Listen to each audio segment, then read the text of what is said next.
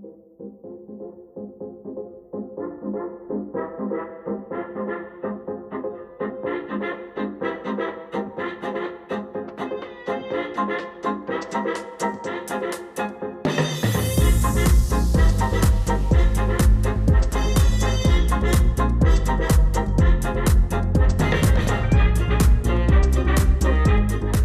up, Tom? Hey, good evening, Dave. Yeah, how was your week?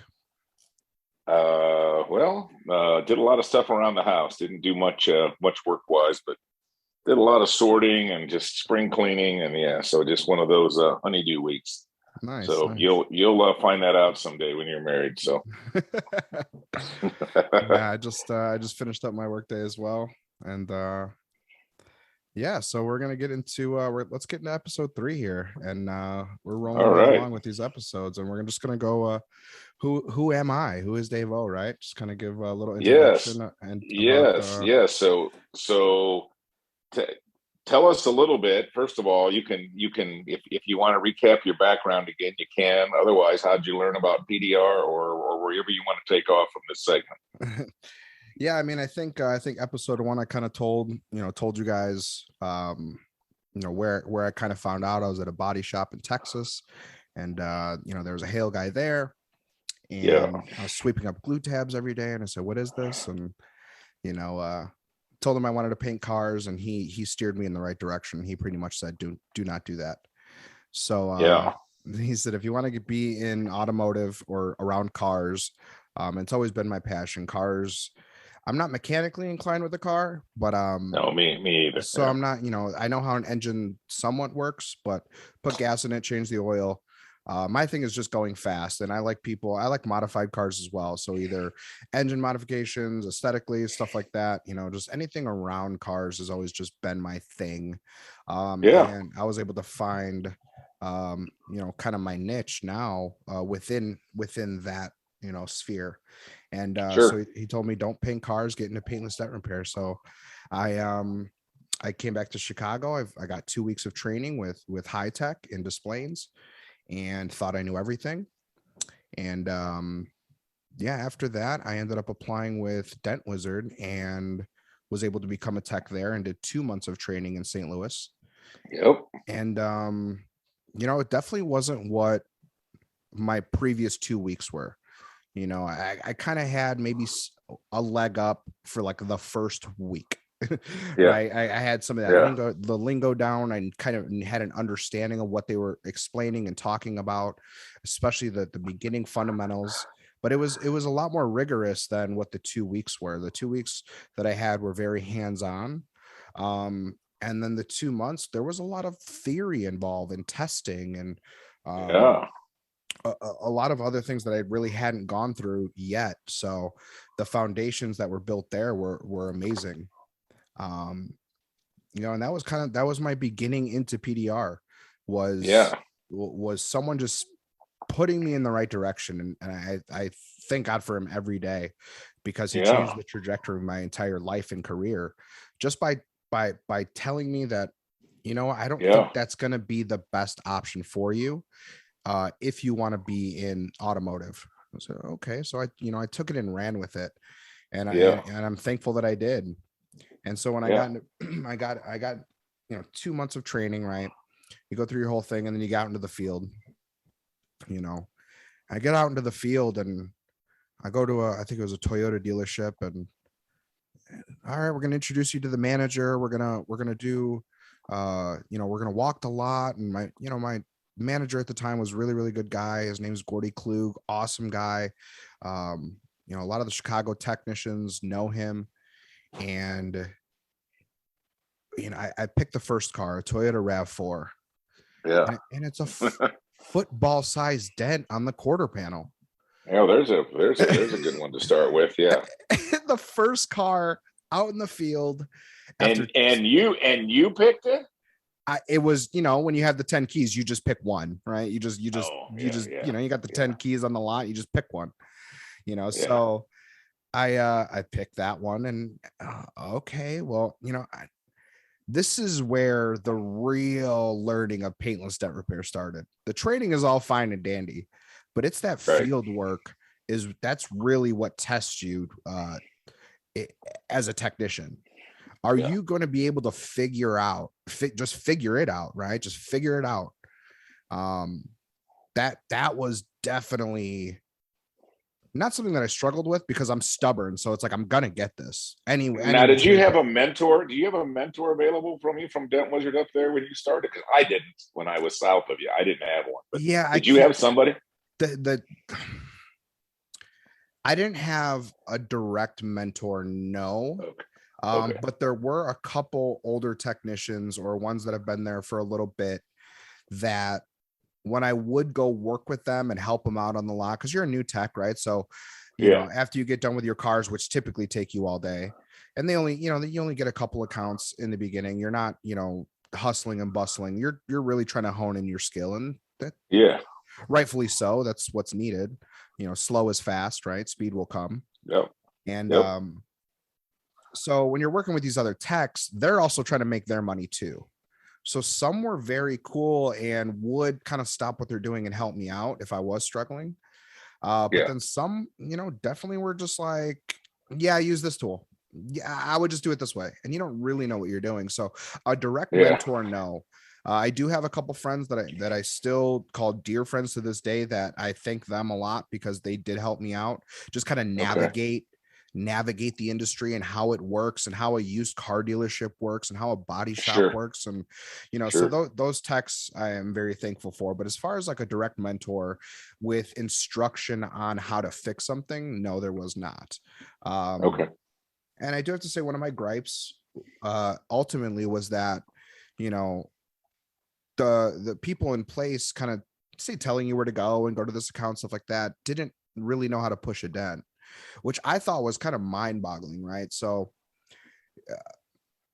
are you done with that car yet? And I'm like, this thing is huge. This thing is massive. And like, it's going to take 4 hours. What do you mean? Like, am I Yeah. done Right. yet? Um, Yeah. so as a direct mentor, no, but there were a couple texts that, but when you're new, you're not calling any of these guys. You don't know them, right? You Right. can't just call Right. them up. Right. Hey, Right. what's Right. up, Right. Joe? Hey, Right. what's up, Bill? What's up? Whoever. Um, so there was definitely some, you're kind of like a loner in the beginning, just really trying to figure out what this skill you just learned is. And yeah, I mean, I get to this RAV4 and okay, well, and there was drilling allowed at this location. And Yeah. okay, well, I'll make an access hole. So I put that there, and well, I have a couple of these tools that should get me there. And this is still really before glue pulling is taking off. We had a glue set, but this is really before knowing that glue is taking off. I'm kind of still just pushing everything. Yeah. Um, and so yeah, I mean, that was the beginning, and little did I know that's going to be pretty much your entire career, is always just trying to figure it out, because nothing is the same. And that's one of the things that I do love about Paintless Dent Repair. I love what we do because nothing is ever the same. It's always something new. um That's you correct. you line 10 cars up and you hit them all on the hood, they're all going to be different dents, whether Yep. it's access, whether it's depth, whether it's just overall size. That challenge, either that challenge or just that like unknown, and it's new and it's different every single time, is what keeps it, for me, exciting. Yeah. So yeah, I mean, I started out with 2 weeks, then 2 months. I get out in the field. I'm doing a full route eventually after a couple years, working some body shops. And you got that route yourself, where you had a sales guy help you, but at least you Yeah, or did you have to go, or did you no, have to go get them yourself? nope, it was all given. It was all given. They would pick up the accounts and then they would place a tech there. And that's how it seemed to roll in the entire market at the time. You Okay. know, and and there's always just, I would say, promises of new accounts, but hey, we're working on this, we're working on that, we're working on this. And so sometimes things fall through, and I completely understand now, being on another side of things, that things really do happen. You're not going to land every single account thing. Right. They are, these dealerships are bidding, vendors to see what the best price may be rather than quality and stuff like that. So I get that now. Yep. And at the time I really didn't understand. And so yeah, fast forward just a little bit, as I'm becoming a nice, I don't say seasoned tech, but I'm getting my bearings. I know what I'm doing. I'm buying newer tools. Yep. One of the biggest things early on in my career, I was working with like cigarette lighter, fluorescent bulb, mini board, or LED boards, or sorry, LED Yep. boards, lights. So they Yep. were fluorescent bulbs, stuff like that. I was always breaking little mini tubes and stuff, and I remember Yeah. seeing, They break, the ends would come. Yeah. Those yeah, would break the yeah, plastic. or it Yeah. would Oh yeah. drop off the car, and I mean all types of stuff, right? And Yep. Yep. so I remember randomly seeing, it was Facebook or somewhere, that James Lee had come out with this new paintless dent repair light. And the first video he had was a blurry video he put on YouTube. And it was him riding over an illuminant light with his Harley Davidson. And I'm like, and it still worked. That was the kicker, right? It still worked. Oh wow. I'm like, what? A cordless LED battery powered light that is like Yeah. almost indestructible? Give me. So I was one of the first, if not the first, in at least in my little local market to have a cordless light. And I was coming up to some of these other techs, and I'm like, look at this thing, look at this thing. It's gimmicky, or it's not going to do anything. I like my fade board, or I like my fluorescent lights already. They're just kind of just stuck in their ways. And I'm like, well, that's no fun. Like, this thing is the best things to slice bread. Like, I'm able to see Yeah. my tip so clear with this thing. All right. And I do have to say, once I did that, it stepped my game up a ton, because I was able to really see where that tip was. And that was a huge factor for me, I think, excelling at the pace or speed that I did, because after about 4.5 years, coming to my end of my career with Dent Wizard, some of these techs are like, man, I was not fixing that stuff that you're fixing right now at your level, or at your years. And I'm like, why? Yeah. And I attribute that not only to the light, but just my, like I said, my stubbornness, or my just will to figure it out and do bigger Sure. damage. And guys are posting pictures now, and this is when Facebook's really becoming bigger. And Yeah. Dording is, I'm, like I said in the one episode, I missed the Dording wave. So Facebook was where I was at. And I'm seeing some of these guys post stuff, and I'm posting in different forums and groups. And, you're a 2-year tech, you're a 4-year tech. Wow, that's crazy. And so I kind of knew I had it. You know what I mean? I knew that I had something, at least, or that I was proficient enough to excel with this skill. So, Yeah. it gave me the confidence to just keep going, and knowing that I got this, I can do this. And so So how did you transition out of after your 4.5 years with Wizard? How did you decide to go on your own? Yeah, so I'm on the lot, and I said this in, I think, the first episode too. I'm on the lot, and I thank them every day too. PDR College was becoming very popular, and they came out with their podcast, and I'm like, I don't know who Shane Jacks is or Keith is, right? And Right. and I'm like, wait, these guys have their own businesses? Wait, they serve the public? And I'm like 23 or 24, and owning your own business at that age is not a thing. Like, you're just Right. trying to get a paycheck and make sure you can live. And, now you're kind of looking for an apartment and stuff like that. And I actually ended up buying a house around that time too, which was really nice. But I'm like, wait. And then there was like a percentage and a money thing involved. I'm like, wait, they're making 100% of everything. So they opened my eyes real wide to the other side of paintless dent repair, which is owning your own business, whether it's the solopreneur or entrepreneur. That's what really gave me the kickstart to focus on that, to get away from, I guess, the corporate side of things. And I said, what? I think I can do this for myself. And I thought that was the coolest thing, working for yourself. Yeah. No one's telling me what to do. I'm going to go land my own accounts. I know I'm a good technician.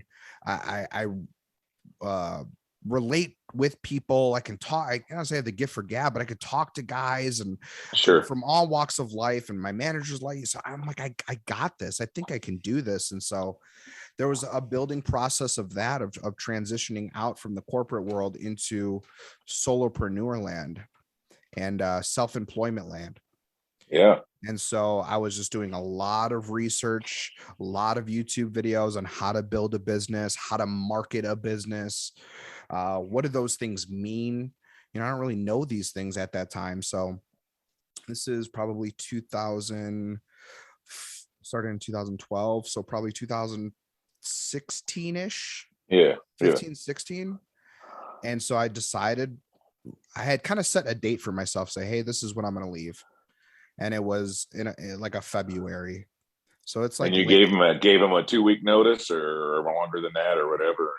yeah. So it's like, it's probably like August, September, October, probably like October or November of like 2015 or something like that. And I Yeah. set my date for February. I said after February or in February 1st or the end, I forget, I'm leaving. And it was no more than probably about 3 weeks later. It was Friday at 4:30, and I was fed up with whatever car I was working on at a dealership. And I said, and I called my manager, I said, I'm putting in my 2 weeks. And I put in my 2 weeks. So now I have, which was kind of the craziest thing. I mean, it was a 4:30, like I said, 4:30 on a Friday. I just quit my job. Yeah. Now, granted, I've been building and networking and Yeah. and knowing I have the skill under my belt, but I just quit my, like, the stability in my life right now. I have a Right. mortgage to pay for. I had a little family at the time. Like,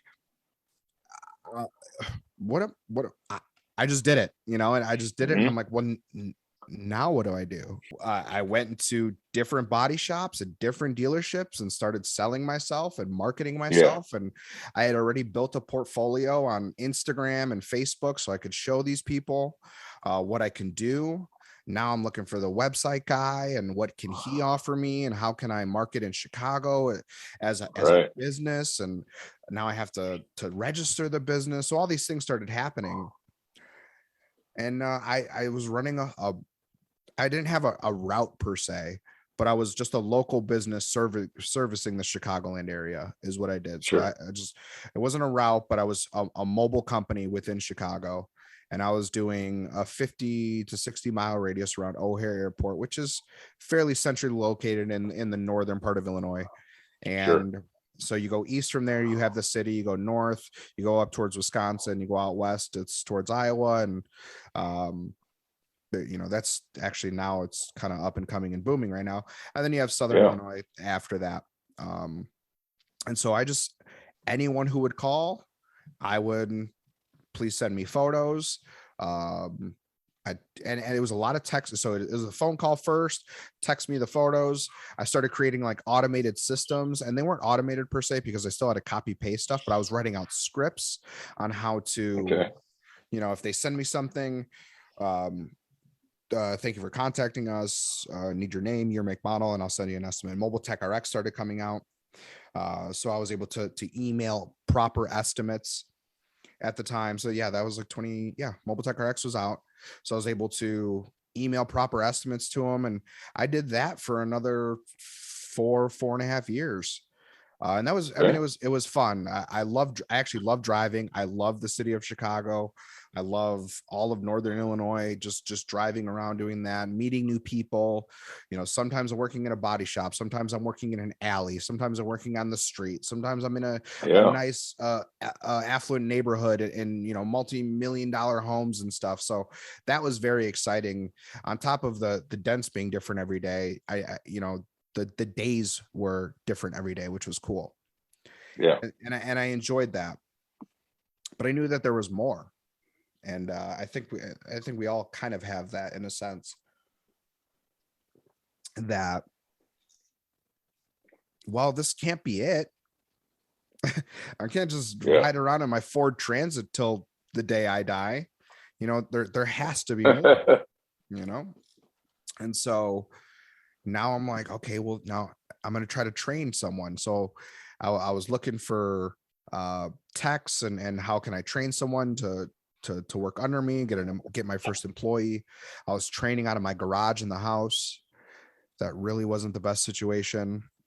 I need you to fix these 3 dents by the time I get back. That was like, just not to say weird, but it wasn't proper. Right. And the guys left there alone. That's how a lot of guys were trained in the early day. Just left alone while their boss ran the route and came back and checked on them 3 hours later and gave them a couple more dents and said, see you in a few hours. Yeah. And that's super rigorous.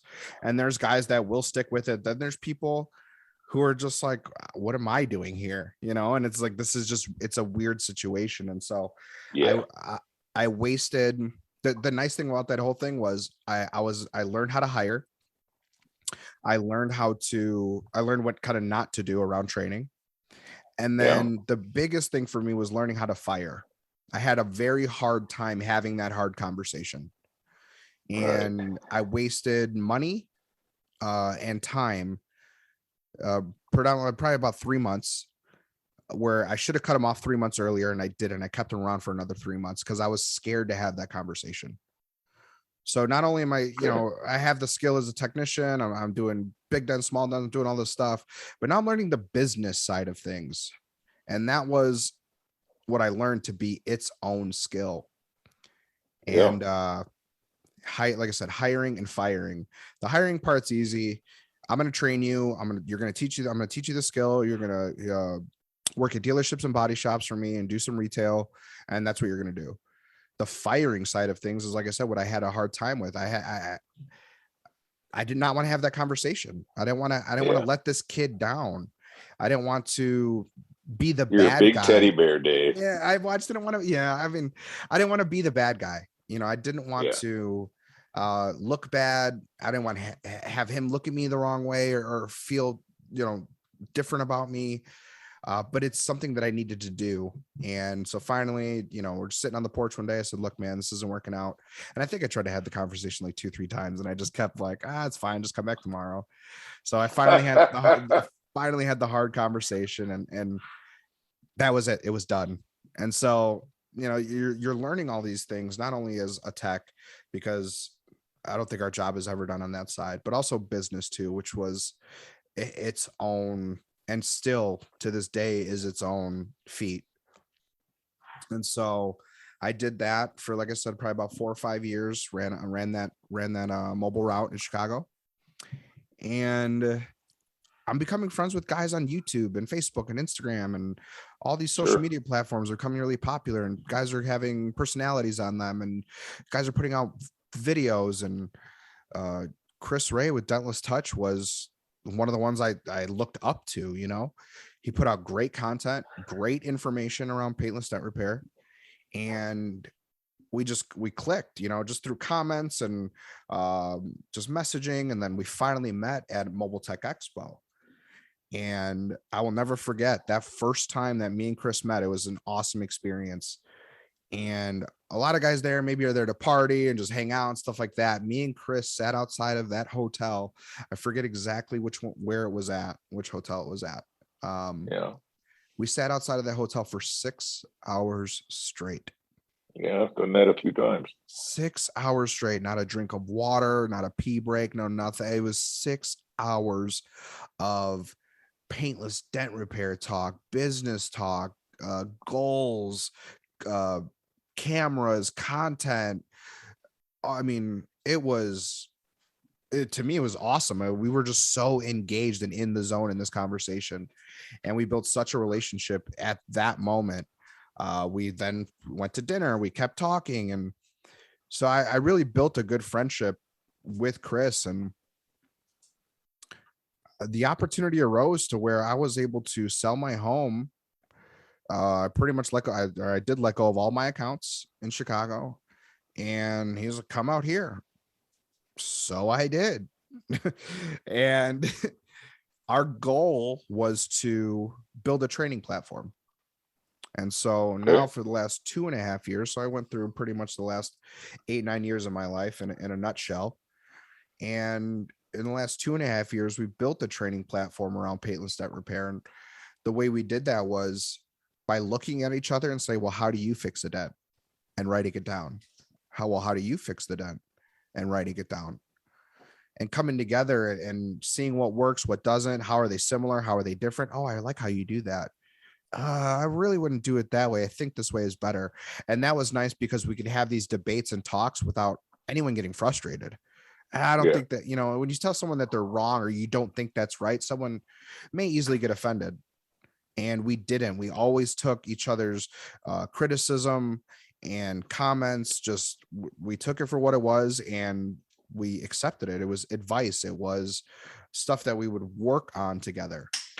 And so we did that for the last 2.5 years. And that was been a fun ride. I also helped him transfer into a new big facility in Springfield, Virginia. And so did Chris come out of the Dent Master crew? Did I hear that from somebody? that is correct. He was the Dent Okay. Master crew. Was he trained by Brad Hodgson then, or somebody else in that? If that's his last name, yeah, but all I know is Brad. So I'm gonna Yeah. assume Oh that's yeah, him. Brad's a great guy. Yeah, I did not know that, and I was talking to somebody about Chris, and they're like, I think he was an old Dent Masters guy out of DC. I said, well, that would make sense because that's kind of that area Yeah. where he's set up, or somewhere near there, right? Yeah. So he's in Northern Virginia, right outside of DC, probably about 15-20 minutes just south of Washington, DC. And yep, he was in the Dent Masters crew. And he would talk about his training, and his training kind of was that rigorous, hit the dents and just kind of fix them. Those Dent Master guys, though, in the day, they won most of the early Dent Olympics. They were awesome guys. Some of the original guys were killer technicians. Do you know the reasoning why, possibly, or? Well, either Brad or Gene. Gene was one of the original partners, Gene Wilson, with Brad Hodgson. And I don't know which one of them could do PDR better, but they trained guys like Brad McNally, Keith Hebert, Steve Wiley, or Matt McNally, excuse me. Several of Donnie Millicent, several of their guys have won the Dent Olympics and finished up at the top in those early years when Brad was bringing 8 or 10 of them to compete, and they would all be up in the money. They were some amazing. Keith Hebert to this day he's a 1%er in this business. I mean, and so he's one of the. So I don't know who taught him to be that good, but somebody there, Brad or Gene or somebody, really turned out some fine technicians. So anyway, I jumped off on your story. No, you're so fine. You're out there with Chris. That's stuff that I want to know too. I mean, because I've always heard when me and Chris come together about how he learned and how he approaches damage, they are definitely two different perspectives on the way we attack something. And they both work, right? The final product is still the same, but we definitely, and that's what was the best thing about us coming together for training, because we were able to mesh these two styles. That I have a high tech and Dent Wizard training, and those come with their own say processes, right? And then Chris comes over with kind of this rigorous, it's just a different style than what I was used to. Something that I had never really seen before. And so I was always learning from him. I was able to teach him like going upside down, and he understands why it's more beneficial. The way he moves metal compared to what, the way I do, and even just like knocking down, like why we knock down, that was to me. So there was 2 years of us going back and forth and revision after revision after revision. Did you work alongside each other then at a retail shop? I mean, so you were there with each other quite a bit. Yep. So he had, when I got there, he had a shop in Alexandria, and you'll see that in a lot of the older Dentless Touch videos. And so he had the shop in Alexandria, and then he opened up a Waldorf, which is Southern Maryland location. And our technician our technician Ryan runs that one. He's probably 23, 24 years old. I think Chris started him at about 19. And the kids, I mean, he's just, he can run his own show, which is nothing. I don't think that you can't ask for anything more. There are no calls or reviews. There's nothing bad to say about Ryan. He's just a wholesome kid who just that's good, takes care of business, man. And so Chris had that, and he had another technician, Brian, who's doing a lot of his dealership stuff for him. Brian then was running Manassas, Virginia. And then while I was there, we brought on Brett, who runs Rockville, Maryland.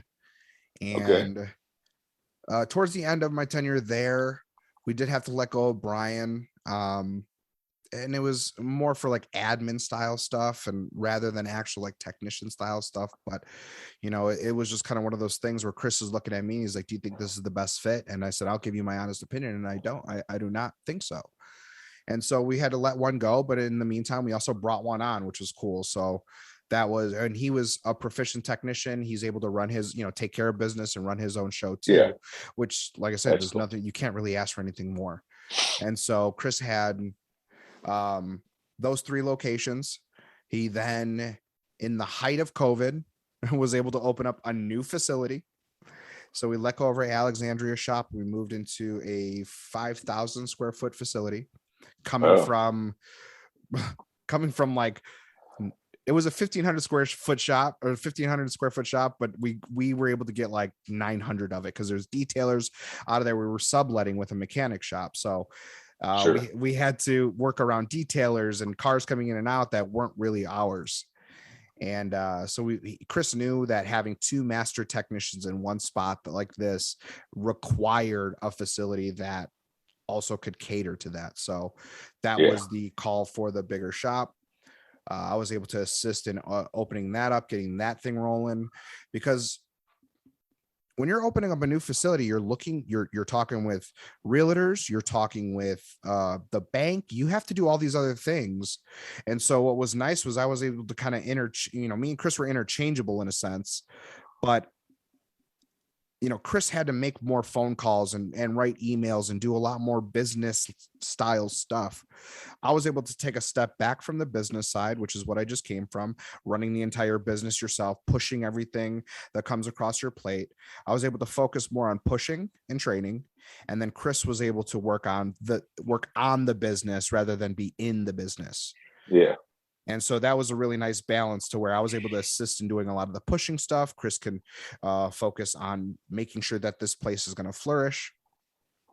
yeah. And after about a year and a half of that, I told Chris, I said, well, what's next? We got, I'm still like on this, what's next? I need more and more and more. And I think that's how I'm going to live my life. Right. And I propose, well, let's take this brand Midwest. Right. And so as of, like I said before, I think in another episode, Was like I this said, last summer, right? yep, just this last summer, I came back to Chicago, and my goal, and it was my duty to find another location for Dentless Touch. And now we just open up our This 4th. would be your time starting your 3rd set of customers now. You'd started Yeah. your set Yep. with Wizard, then Mm-hmm. yourself, and now you're back with Dentless. Yep. Thank Yep. God Chicago's a huge area. Yeah. And it's funny, right? Because and I thought I was never going to be that guy, because when I was mobile coming out of Dent Wizard, I don't know where my guy went. He went to Vegas. He went to Florida. He just up and left. And I'm like, yeah, I'm never going to be that guy. What did I end up doing? Upping and leaving. So it was Yeah, funny because I told myself this is my home. This is what I'm going to do. And I up and left. So I ended up coming back, which is nice, and try to rekindle some of those relationships. And obviously people can't wait around 2.5 years and not get a dent fix. right. So, they're going to find other technicians or they, call for a recommendation. And I am Sure. all for handing out another technician's information. I am very for it. I am very pro working with the other guys in your market. I am for networking. I'm for the strength of the industry rather than you're all my enemy, so Yeah.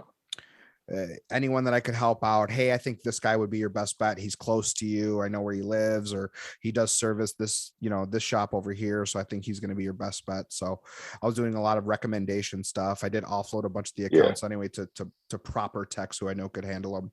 So, but yeah, I came back in July and I'm like, okay, well, this is a whole new challenge. I have to make this place work. And so that's been the goal for the last, 10 months. So you pretty much found that facility right away as soon as you got back. That was your model, right? I came home May 1st of 2021. And I came home literally on like a Friday or Saturday. And that Monday I was back in that Ford Transit driving around to pockets of industrial areas. And I did think it was going to be a little bit easier. I do have to say, I'm like, we just went through COVID. All these businesses are closing. Everyone's Oh working yeah. from home. It should be easy to find space. Well, little did I know, if I wanted retail or office space, yeah, no problem. If I was a t-shirt company, if I was selling product, no problem. No, trying to find industrial space was a little more difficult than I thought it was going to be.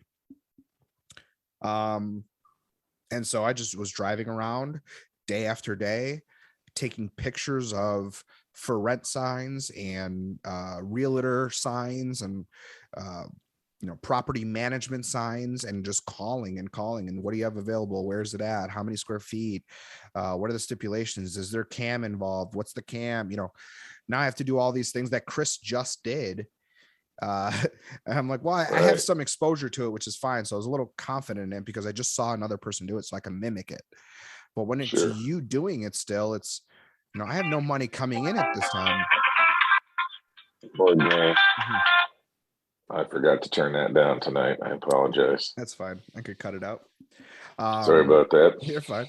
But I just saw someone do this, so I can mimic it very well. But it is different when you have no money coming in, and your life is on the line essentially.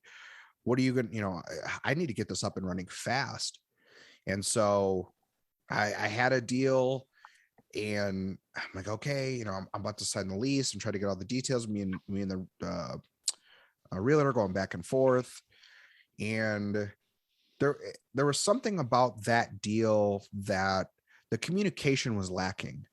And I'm like, if you're trying to fill this space with a tenant, why aren't you more apt to get me a lease or to communicate with me in a timely manner?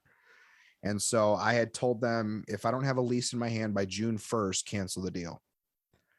Well, June 1st, I woke up and I had nothing in my email. So I emailed back, cancel the deal, cancel this transaction. Now, it wasn't anything was transacted yet, but cancel this communication. I'm not going to go through with this property.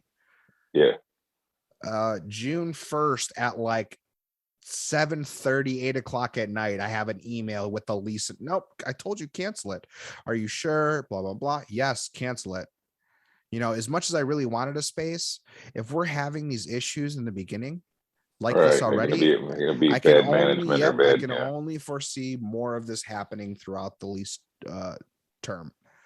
So I said, cancel the deal. June 2nd, I'm back in my Ford Transit.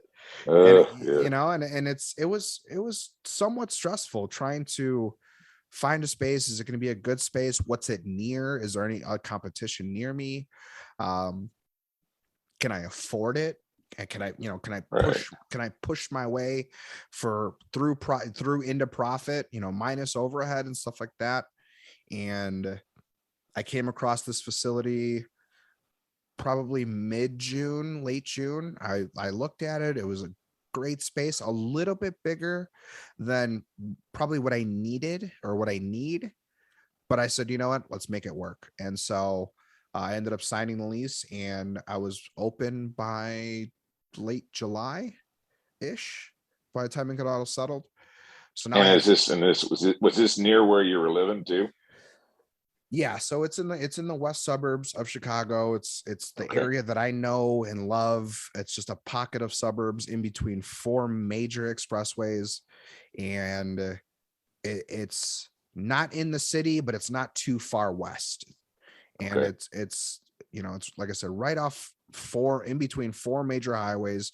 You got the 90, you have 294, you got 355 and 88. And I'm right in the middle of all 4 of those. So if you can't get to me, I don't know what's going on. But I used to live where 88, they tore my house down when I was a little kid to put the 88 tollway in. Really? out in Warrenville, yes. And I know that happened to Dave Shalott as well with 55. When they were building 55, they the state, bought it or something like that or whatever. And but yeah, that pocket of expressways is what I like, because you can go in and out of the city. You can go out west, you can go up north, you can go down south. And so wherever my customer is, I knew I wanted them to still be able to access me, because I'm not going to be mobile anymore. Right. And when you're mobile, you just want to live near one of the expressways so you can kind of get anywhere. Well, now I'm like, well, I don't want to be too far north or, south, east, west. So I wanted to be centrally located in the west suburbs, which is what I know. This is the area that I grew up in. I've been driving around these streets forever. I know all the businesses and people in these pockets of towns. And so I found this spot in Lombard, and it's been awesome. Now I get keys, and now my next thing is like, okay, well, I got to make it look nice. We just built a new constructed facility in Springfield, Virginia, and I'm gonna, I got this box with 4 walls here and a little office. Now I'm learning. I gotta do trim. I gotta do carpet. I gotta get furniture. All these little things that maybe I didn't really take into account, but now I have to do all these things and make it presentable and make sure that it's representing of the brand that we're building. So Yeah.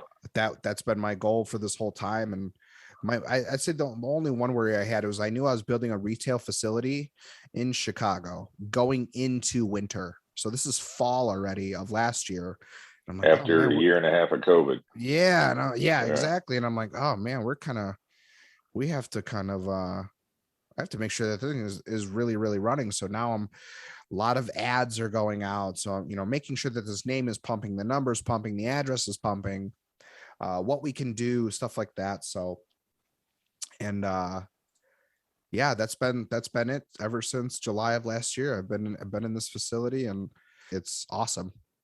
I Yeah. love being comfortable. I love having customers come to me. I love having drop off and pick up. I love the waiters.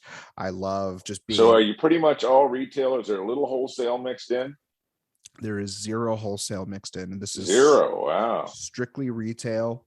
And So somebody brought that big ugly Ram bedside I saw you in today with the broken paint on it. Somebody, is that kind of looked like a wholesale type dent that you would, that some dealer'd bring to you, but that was a customer off the street. that Huh? was a customer vehicle. He wanted me to fix the damage. I said, well, what about the paint?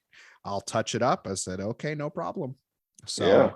I was able to get that knocked out in a very timely manner, because that was one of the ones that actually did pop per se.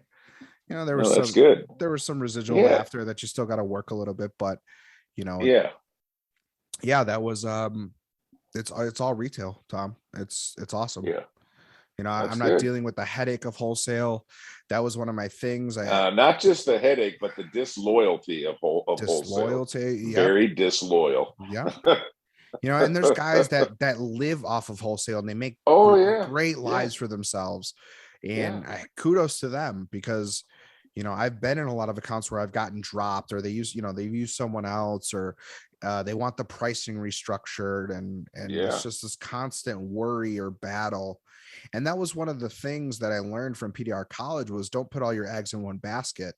And Keith Cosentino, I think it was him, who's doing primarily wholesale, and lost almost all of his accounts in like Oh, wow. in like a day or week span or something like that. Yeah. And I That can knew that, happen. like, oh, I need to diversify. And I knew retail was where it was at. I was making more money with retail. I was enjoying It's the it. only growth market left. It's the only, Yeah. it is the only one left. Yep. And I enjoy the process around it. Someone has an issue and I have the solution. Someone has a problem, I have the Yeah. solution. So, and I enjoy the selling of the stuff and what I can produce for them. I love that whole process. So retail is where I thrive, essentially. There's guys Yeah. who may not thrive in a retail setting, and they do thrive in a wholesale setting. I found that over time, I do not thrive as well in a wholesale setting. Okay. Yeah. I like taking my time with damage. I like dissecting it. I like being comfortable and having all of my tools there, not having to pack them all up every single time and go to the next stop. And I learned all that while being with Chris, because I was in a retail setting there. Did a little bit of mobile. We had a couple accounts and some body shop stuff, but we were primarily retail. And I got the taste of what it feels like to have a retail facility. And so I'm And like, you got yeah, to stay at your place all day to grow it. You can't be gone in and out of there. I mean, you got to be correct. there. Yeah, Yeah. I agree. And, and so some guys are like, well, man, you got to stay there. I'm like, yeah, but I like it. I enjoy building this, and it's like, well, if there's no customers coming in, I'm posting, I'm marketing, Right. I'm Right. researching, I'm trying to target people with ads, either Facebook ads, Instagram ads, Google ads. I'm having phone conversations with Chris on how can we grow, what's the next thing, what are we going to be, is this the best software for us to use, is this the best way to attack this? So I'm able to do that in this space. When you're on the road and you got headphones on and you got a customer calling, and it can get, conversations start to get lost sometimes. Yeah. And so I'm able to actually sit down and take care of business, and take care of the business side of things. And so retail is where it's been at for me. Now, granted, I have like a body shop or two, but they now send me the stuff, which is awesome. Right. There you go. Yeah. They drop That's it the off and best. pick it up. And it's like that, those calls are still few and far between. Like that's once every like 2 months still that even happens. So, Yeah. I'm not like living off of these body shop. It's all retail, but I knew that I Yeah. needed to make a retail presence quick in the Chicagoland market, Chicagoland area, because I have the space now where before, obviously there was a convenience factor. I can go to you. I don't need anything but the keys to your car. It's all I need. Right. You could be at the movies. You could be at the Now you're mall. fixed operations. Yep. Now I have to sell myself on getting this customer in to get into their vehicle and come to me and either wait or drop off. So that's been that's comes with its own challenges. I think I've Sure. I've succeeded. I've got my cadence down. I've got my kind of like sales pitch down, my kind of elevator pitch with them, and it's working. So no complaints on that end for sure. Yeah. That's cool. That's cool. Mm-hmm. So what are your, so you've finally found, you think, what your thing is, at least for now, because you're a guy that obviously you're a high ambition guy. You're motivated by, I could always be doing something better, or what is the next wave, or whatever. You're content where you are right now, trying to grow that Dentless Touch brand, even maybe up in that area too, correct? Mm-hmm. With some other shops coming on board, or some other people, or how do you guys grow your Dentless Touch brand? That's going to be the overall goal for us. And so, well, how are we going to grow? We need to hire people. Well, how are we going to hire them? Well, we need to train them. Okay, well, how are we going to train them? Are we going to send them all to Dinking? Are we going to send them all to Tom? Are we going to send them all to Marty? I mean, who are we going to send them to, right? Well, how much does that cost us? So that's where the training platform came into play. And okay, so now we have in-house training. Now I'm going to ask these people who come for training, what are you going to do with this skill? Now I'm going to give you all of the avenues you can go with it. You can go be in-house somewhere. You can go work for another company somewhere. You can go work for a body shop. There's so many avenues. You can work for yourself. Sure. So many avenues that you can take. Or would you like to stay and get mentored by me? Mm-hmm. There you Exactly. go. Yeah. And that's our ultimate goal, is to build owner operators around the country, wherever they may be.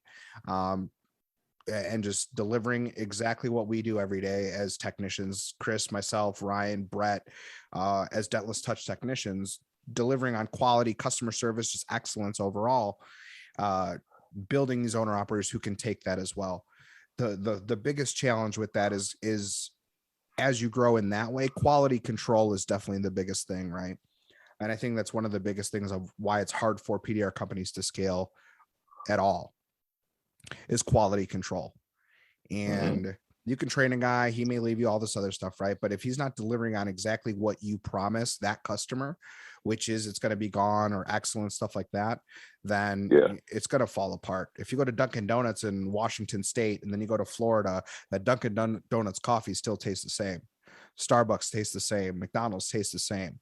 It's quality control, making sure that it's across the board that they're delivering that same product. And that's what our goal is. And so when we have these trainees in here, we're going to ask them these things, and we can give you the recipe. We can give you a backing. We can give you a brand that you don't have to build. So all you need to do is go to work. And what we so they come and do these are these like weekend seminars when you try to get their feet wet and just kind of try to figure out what they're trying to do, and you're giving them a taste of it, and you're also kind of probably looking at, is this a future candidate? I mean, that's probably all taking place, right? Simultaneously. Yeah. So we did come up with the first 2-day program, and there's been good and negative feedback from it being 2 days. where mostly from probably industry technicians saying you can't learn PDR in 2 days. That we know.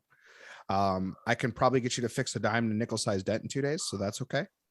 But you know, I had 2 weeks and then 2 months of training, and I still came out and I didn't know what I was doing on that first dent. So whether it's 2 days, 2 weeks, 2 months, that the mentality around running with this is the same. Does that make sense? Yeah. Oh yeah. So the 2 day program is for those people who are interested, who don't want to commit to spending 10 grand. They want to correct. see if Don't they like this, and then they could mm-hmm, come back for exactly. more, or yeah, Yep. yeah. So it just gives them a chance to kind of get their feet wet and decide, is this for me? If it is Yes. for me, do I want to work for these dentless touch guys? Do I want to go on my own? Do I want to do wholesale? Do I Mm-hmm. want? So it just gives them a chance, and they haven't spent that much money just to inquire like this, Correct. and then that's where you find out what that level. Yeah, and I've never seen anybody do that before, so that's a kind of a cool niche the way that you're doing that, and I understand why you're doing it, and so yeah, I don't have any stones to throw at that. So Yeah, I mean, so and it's been working. Obviously, the weekends are easiest for people. You don't have to take off of work. Um, it's really not breaking the bank. It does come with a set of tools.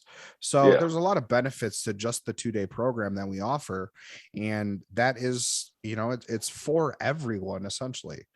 And yeah, then if someone really enjoys it or thinks they can run with it, or even us as techs and trainers see, wow, man, you're really getting this, you should really stick yeah, with this, we can say yeah, that. We can say, hey, let's sure, think about this a little bit more in depth, and let's really take this a lot further than maybe what you were even expecting for this weekend. And so sure, the sure. 2 day program, it really has worked out for us as the company, and the trainees who have come in and have learned from it.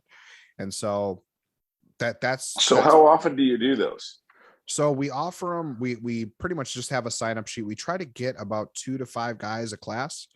Okay. And so when we can And then bunch once you all get of that, enough interest, exactly. you set a date. Okay. Correct. Okay. Yeah. And that's because the solo thing is fine. We can do the one-off trainings with one guy. It's okay. But having that group setting, there's something to be said about having that group setting. When you have another guy next to you, you and we see it too You when subconsciously compete. Yes, you do. yes, exactly. And Yes. it's awesome. It's awesome to Yeah. see. They actually push each other. Yeah, They they do. yep. And how'd you do that? Man, why is he getting it so fast? What are you doing? What are you doing different? And when they are talking to each other, they are learning because they're talking the lingo and they're talking, Yeah. well, I did it this way. And then they can come together and teach themselves essentially, right? They're not obviously, but they're learning in that process. And so Sure. Sure. we love having the group stuff. And it really breeds like excellence and just success around the whole thing, because when you have the one-off, you're teaching them, it make it a little bit boring. There's a lot of like dead air and dead space sometimes because he's just Yeah. fixing it. You don't want to bother him, or maybe you want to step in, but you don't want to step in too early and stuff like that. And what I've seen is that you get a lot of these hypotheticals as they're trying to fix it. They're trying to talk to you too, and it's like, I don't need you to talk to me. I need you to concentrate, right? And Right. then it's like, well, what if a tree falls on the car? What if a garbage can falls on the, and it's like all these Right. Right. hypotheticals that someone just comes up with.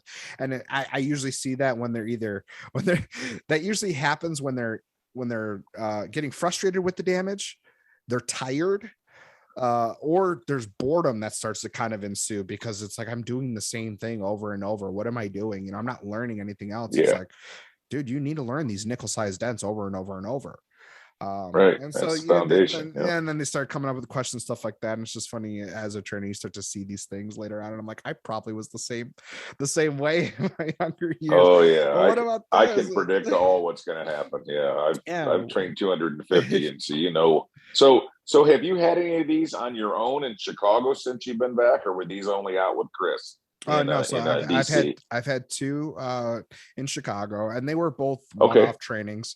Um, Okay. they were actually going to come see us in DC, or see us in DC. And Yeah. when they knew that there was going to be one a little bit closer to home, they started to wait, and then they finally contacted after. So, um, Okay. There was one guy, he was from Iowa. He had 4 weeks of dinking training, and he said the biggest selling point for him was that he was able to like use all of my tools. And I'm like, well, yeah, here they are. Like, touch them all. I don't care, you know? Yeah, right. But I had a retail in that Saturday, and I said, look, man, I apologize that I can't spend X amount of time with you, hour, 2 hours or something, but I do have to get this vehicle done. You can either do the retail yourself and I'll watch you. You can watch me, or we can just work on it together if you want. If not, then here's your hood still. Here's the dent that I'm going to put in there, and you work on that and I'll work on this, and then we'll come together after. And he watched me start the retail and then started asking questions. And I said, well, here, gave him the flat bars, like a fender, like a football size on a fender or something. Yeah. And I said, well, here, do this. And so he jumped on it, and I took it to the 100% mark, which is what he needed to see.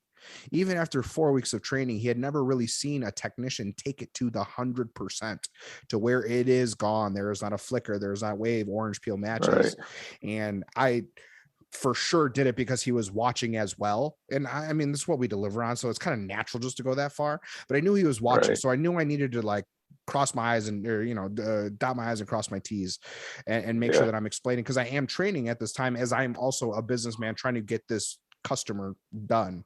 And so when we got done, he goes, I really needed to see that. That's what I needed to see. You take it to there. I hadn't seen that yet. I said, oh, okay, cool. We'll do that now. So I brought in the Ford Transit and knocked the body line down. I said, we're going to spend the next 6 hours on this. He goes, really? I said, well, yeah. Well, how long would it take you? Probably about 45 minutes, hour. Yeah. I'm like, but you need to feel what 6 hours on a dent feels like. You have to go there. Yeah. Once you go there, you can then start to pick up that speed and know what to do later on. And then the 6 becomes 5, 5 becomes 4. Then you can do it in an hour. Sure. I said, but we're going to have to do this nice, perfect body line dent with, 2 crowns and a little crown under the body line. And we're going to have to do this right now. And we're doing it. And so we did that for the next 6 hours. And, I made him take it to that 100% mark. Now you know what that feels like. Now you have the experience around what tools you use, what body position, what lighting position, what you can do. And that was a very awesome, Scott King, awesome tech. We still talk to this day. He'll, message me questions about damage, stuff like that. And then I had another guy, he was local. He had bought a couple tools, thought he kind of knew what he was doing. His light definitely was no good. So I said, your light is your biggest issue right now. And, he definitely needed a little bit more work after the 2 days. And, the success rate in PDR, I think, is low overall. And, he was one of the ones that just couldn't really stick with it, which is okay. It wasn't your calling. And I think he's painting houses now or something like that. So I have to, I've had it's not for everybody. It's not. And I tell a lot of these guys that I said, this isn't going to be for everyone. If you're getting very, very frustrated, I get it. But, it's part of it. That frustration is part of it. And I remember being very frustrated in my early years in training, getting very frustrated, yelling at the panel and like, it's the panel's fault. And, I remember one of my trainers, I forget where it was. And he said, yeah, dude, you're never going to make it. And it was kind of just like a kidding around with me type thing. It was kind of jokingly saying it, but it was one of those, like, with that attitude, you are not going to make it. Yeah. And I'm the one, well, you're going to tell me I can't, and I'm gonna, type thing. And so, Oh yeah. And so I've kind of proven him wrong now, which is awesome. But I knew what he was trying to say. And now I especially know what he was trying to say with the attitude I was having, with the way I was getting very, very frustrated at, and not really following the steps how I should. You're not going to make it with that attitude. And so you got to change your tone a little bit and really slow it down and trust the process. So how close are you to where you're going to need to train another guy up in that market? Is that coming this year? So my goal I this mean, year, to add to your yeah, facility. I don't mean hmm, necessarily another place, but I mean yeah, you're going to have somebody with you. yeah, whichever one comes along. If there's a trainee who wants to take it out on his own or doesn't want to stay here, that's completely fine. Let's go build that. Okay. And then if someone does want to, wants a job per se, then I'm down for that too. Okay. My Okay. goal this year, it's either going to be that. So it's either having, and this is how I look at it. Right now, you're wearing all the hats, right? When you're that solopreneur, and I'm back kind of in that Yeah. solopreneur thing. I do have a lot of support with Chris and my team. But when when you're building this stuff in the infant stages, it is still you. And like it's on my tech. Ryan, he has to wake up every day and take care of things. Chris has to wake up and take care of all the things for that shop that day. Greg Right. has to wake up and take care of all the stuff he has in his area that day. I have to do the same. And so my goal is either to have someone in the back and they are doing the pushing, so I can then take care of the business side more, work on the business more than in it. And that's the admin, that's the marketing, that's the accounting, that's the HR, that's the all these things, right? All these hats that you have to wear. All the other non-technician hats that you Right, have to wear. exactly. Yes. And so I put someone back there so I can focus on that, or replace, put someone up front and then I just stay in the back. And Yeah. then they take care of the emails and the phone calls and all that stuff. So it's either going to be front desk or back. And I look at having a PDR facility, and I think it's kind of any retail facility, but you have a front of house and back of house. If you have an office and then you have the guys in the back. So you have the front, kind of like a restaurant. You have your front of house staff, and then you have your kitchen staff, your back of house. The Yep. back of the house is the one that's keeping all the food coming out. It's all cooking. They're taking all the orders. This one's next. This one's next. And so you have all your guys pushing, and they are working, doing all the work, R&I, stuff like that. And then you have the front of house who's greeting customers, who's calling back customers, who's sending estimates, who is making sure that these, emails are taken care of, stuff like that. Then you have your, front of house doing that. And so it's either going to be one of the or the other. I Yeah. think it will be easier to put someone up front and that I can take care of the back. But if I do come across someone who is willing and wanting to learn and would like a good career, I have no problem training and giving them a retail facility. Here's the keys to the facility, man. I'm gonna go build another one. Building them up enough to where they can Yeah. take over that own place themselves, and then I go get another one and give another guy the keys to that. Get another one, give the guys the keys to that. And so that's Yeah. my goal. Chris has 3. I said I want to build 3 too, and I want to do that within a very short amount of time. And so that's the plan. So that's on the agenda this year then. Yeah, it's either going to be filling the front of house or the back of the Yeah. house. Yeah, Okay. with a Okay. body, whether it's with the Yeah. tech or with its office staff, because Yeah. you can't keep So doing it all. You're just going to be running in circles. no. I had to bring somebody on when I had my first retail job. I was just meeting myself coming and going, and I finally had to bring in a guy that I'd trained or a guy that I'd retrained. And I told him when he left to go back to Texas, I said, "Hey, if you ever want to come up here and work for me, call me." And after I retrained him and he went back, and he called me a few months later and said, "I want to come run your shop." And so that's kind of how I added a guy. Yeah, And yeah, and it took, and I still snuck away and did some hail at that time too. He'd stay, and there wasn't enough for both of us to stay busy. mm-hmm. So I would run and go like, "Hey, Justin, I'm going to be gone 6 weeks or whatever, and then I'll be back." And you keep everything going, and then yeah. So that's how I had to do it. My wife told me, she's like, "Hey, it's too much for you now. You gotta bring somebody in." So that's just the natural outcropping of Yeah, that. and it comes So with sacrifices, right? Like when you're that solopreneur, you're self-employed and you're making all the money, right? You're mobile, you have low overhead. I was killing it at the time. I'm my right, mid late 20s, and yeah, I'm killing it. I'm going on yeah, vacations and the toys and all this stuff, right? yeah, But for the overall greater goal, I think it's just maturity maybe or something like that, just becoming a little bit more business savvy. You have yeah, to sacrifice if you want the bigger stuff, right? There's no risk, reward. You got to risk it for the biscuit, all that, all those fun yeah, sayings, right? um yeah, I know that I have to sacrifice either my salary or my sleep, my whatever, to make this thing run. And if I'm going to Right. bring someone else on, to make sure that they're fed and that they're happy and that my team is good. And Yeah. so, when it's just you, that you're the only one you have to worry about. When you have a team under you, Right. you have to sacrifice yourself even more to make sure that, that everything else is going good, Yeah. Yep. So that's kind of what your immediate future is. So I'm just kind of reading between the lines here, because you're obviously always chasing. You're always chasing, like you want to be bigger, better, bigger. So it's still just basically, though, that the short term and the long term goal is still to build this Dentless Touch brand, though, correct? oh That's yeah. that's your main focus.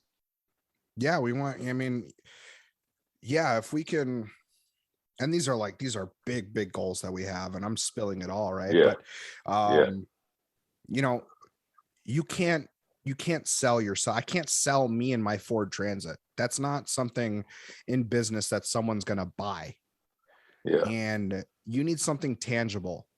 And so when you have multiple locations, assets involved, now you have something that's tangible and actually sellable. Yeah. I've had I think two guys already come across my plate, and they want to sell me their business. Essentially, I'm like, well, you're selling me like your phone number is really all you're selling me. Right. Well, Blue once sky. Yeah. yeah, once that goes to the wayside, like it's not my number, but now those are my customers, because they're not calling Right. that one, they're calling another one. Same thing with the accounts. If you go away tomorrow, well, now those are my accounts. So you're not really selling anything. So I knew that while I need to build something tangible. And I Yeah. knew Chris already had those goals in mind. I'm loving that whole mindset. Like, you want Yeah. bigger, I want bigger, I want something more. Let's do it together. Two heads are better than one. And so now I have someone to talk this business stuff with, and it's great that I'm building the brand with him, and he's doing Yeah. his due diligence, I'm doing mine, and we're coming together with what we see in the markets, what we see online, what traction we're gaining or not gaining through certain things. Social media has been huge for us, right? He's built Yeah. Oh yeah. a very big brand around his YouTube channel.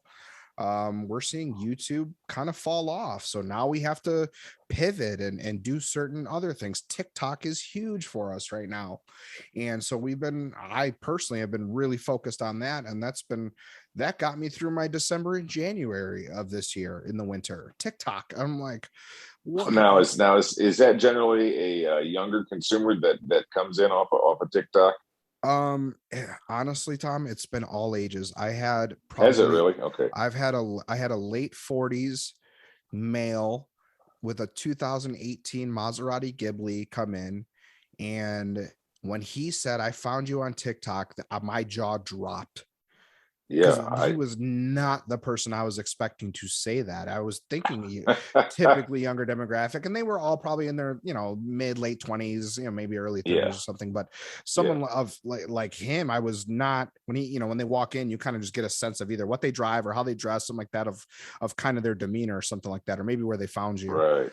Right. And when he said that, I'm like, oh wow, like I was not expecting. I'm like, oh, this stuff is working. And it's the same thing that Facebook was working in the beginning. Same way when Instagram came out, that was working for a lot of guys, and I'm exclaiming TikTok from the rooftops right now because it's working. Like I said, most of my leads came in through TikTok through December and January. So, See, I myself have still never downloaded the app. Now I watch them when they appear yep. on my wall or wherever else, how stuff appears in life to you.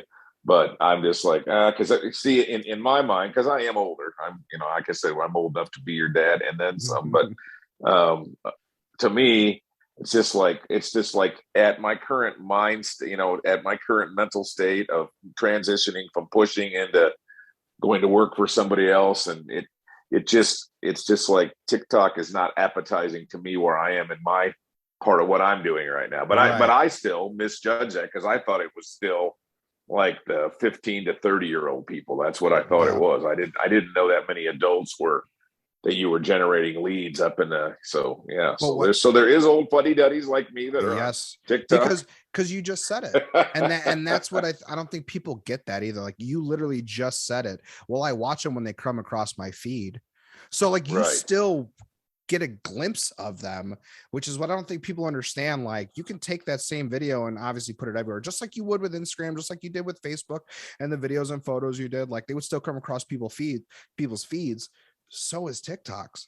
And like you know, the demographic may be a little bit younger, but then like yourself, like you said, you just, you know, you watch them when they come across. So i'm I'm in front of your face still, which is what Right. you need to happen Right. with I'm not market. actively searching for it, but Of it course. has come my way. Yeah. Right. Right, Right. exactly. Yep. And that's what I'm looking for. It to just come across your way because you're Yeah. into cars or you're into satisfying videos, which is like OCD Yeah. stuff like detailing with foam cannons and just clean carpets. And you know, we touch that, and we touch that nerve with PDR.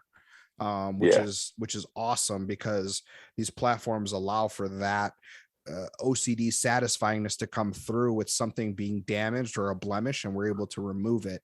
Sure. And we show that, and so it does touch that nerve in that sense. And so, yeah, I've been exclaiming from the rooftops lately. I've been doing a lot of content on there, and then I take it and I distribute it to the other platforms that Yeah. That's cool. they Well, also they see, all I need just learned attention. something there.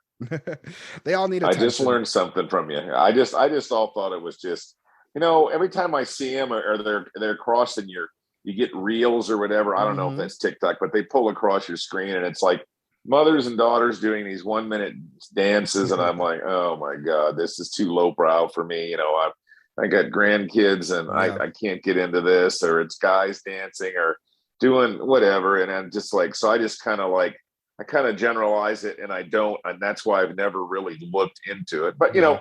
we're at different places in our careers. You know what I mean? Mm-hmm. And I'm not generating leads that way. Right. And yeah, so I'll be transitioning a different way, hopefully here. Yeah. So yeah. Yeah, but I mean, Yeah. you have to touch them all. You have to touch the Google ads. You have to touch Facebook. You have to touch them all, especially when your business is in its infancy. Oh Um, yeah. and you're dealing with budgets that are way bigger than yours. Gerber and Caliber and Abra and Service King are all Mako. They're all advertising paintless dent repair. So you Oh don't yeah. have as big a budgets as them. And if you do, kudos to you. But Yeah. you have to hit the customers in a different way. And this is what I found to be successful, which is before TikTok. I mean, I was very successful on Facebook when it first came out, doing a lot of before after stuff, doing, adding music to videos.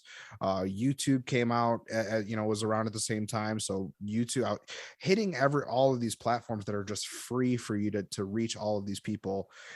If you're not doing it, then I mean, you definitely need to, especially if you're trying to market a product or a service. Yeah. Well, that's cool. Yeah, that's cool. Yeah, that's my life in a nutshell, Tom. Well, yeah, you're let's see, what are you again? Are you 31 or 32? This year's 32, so let's just say 32.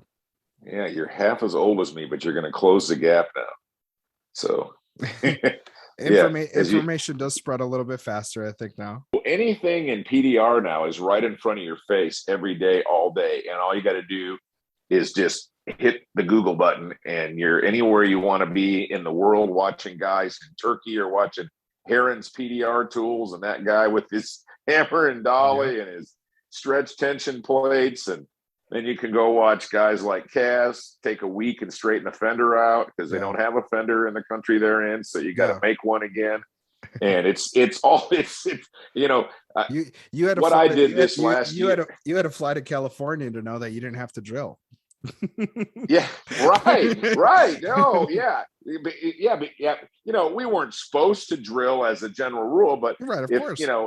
if the dealer's telling you fix the dent, Mm-hmm. it just started with, they'd be just like this. They didn't care on the wholesale. I don't ever remember asking a dealer past the first year if I could drill, but when I did, they're like, drill what? Yeah, whatever. Just give me the Yeah. bill and get that done. That car's going out in an hour. Bam, that's just a Yeah. whole different But then you Yeah. find out that So wait, I can do that without that. And then but you had to I go know, and somewhere this was completely before glue even. other side of So the country to go see that, I to did, learn and I that. learned a lot from those people. I Yeah. did. Yeah, and they learned a lot from me. They learned how to work outside more efficiently. Mm-hmm.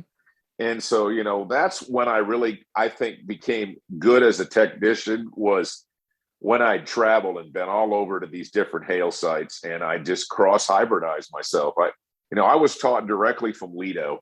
So the apple did not fall far from the tree. I was straight off first generation. Yeah. So I was there. I lived the founder, the guy that came up with all the theory and all of it. It still works to this day. So, that was there, that foundation, but I didn't have anybody else to lean off of. So you had to pull yourself up. And so, I think the guys have it great today. I think there's more saturation issues, but not in brick and mortar and not in mobile retail. I mean, those still have tremendous growth, depending on, as long Yeah. as you're in a major metropolitan area. If you live in a town of 1,200 people and there's no town around for another hour, that's going to be tough to do mobile retail. You know what I mean? You're going to have to mix wholesale in with that or do something, and certainly not big enough for brick and mortar in a tiny town. But if you're near any major metropolitan area, and then, yeah, so that's cool. So does Dentless Touch strictly stick with PDR? Do you do any other things? Do you do clear bras? Do you do, or you strictly stay right with paintless dent repair? We are a master of one. We are not Okay. we are not a jack of all. Now there have been talks and thoughts and what ifs about it. Yeah. But for now in the near future, it's strictly PDR. Okay. I currently have a high end, very reputable detail shop 3 doors down from me. They do everything and sublet PDR. Chris also has the same. It's next door to him. They do everything and sublet PDR. So That's nice. right Yeah. now I have a shorter lease term, so there's always the thought in my head of possibly going that route. But I like being the master of the one. Not that I'm not blind to the fact that adding more services is bringing in more revenue, but I know what I know, and I know what I'm good at, and I enjoy paintless dent repair. Yeah. So So do I. so for now in the near future, like I said, Dentless Touch is strictly paintless dent repair, and we like it that way for right now. So Yeah. Well, that was good learning about you. You have anything else that you want to share? Otherwise, what are our next topics going to be, so we can hopefully whet some appetites? Now, I did have some, before I let you answer that question, I did talk to Igor Koranic, or however his name is pronounced. I'm sure you know him, from Croatia. Anyways, he and I talked, from across the globe to each other today on Facebook. And he said, "Hey, Tom, I want to tell you, I just got done." He said, "I had a 5-hour door ding car." And he goes, "That's brutal for me to have to spend 5 hours on door dings instead of hail." And he said, "I listened to your 2.5-hour podcast and it was awesome. And it helped me make it through the day." And I go, "Well, good." I said, "Because when we recorded this, I had, Dave and I don't know, you and I have known each other now for like 5 hours. Okay. So of actual time spent. So I said, well, I didn't know if people could, hang with it for 2.5 hours. He goes, "No, it was really amazing hearing that history." And he goes, "Of course, being from over in Europe, it's a totally different history than what we have here."